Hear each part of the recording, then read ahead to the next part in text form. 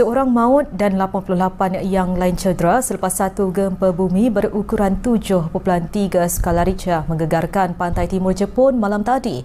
Gegaran itu mencatatkan magnitud 7.3 dan ia melanda sehingga 60 km di bawah paras laut dirasai terutamanya di Miyagi dan Fukushima.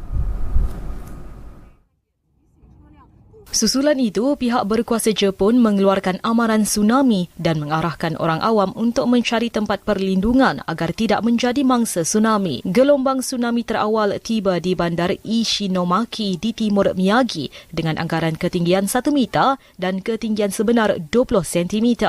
Beberapa gelombang tsunami dengan anggaran ketinggian 1 meter juga tiba di beberapa bandar pelabuhan di Miyagi dan Fukushima. Malah sebahagian kereta api Tohoku Shinkansen juga dilaporkan tergelincir dari landasan tetapi penumpang di dalam gerabak selamat.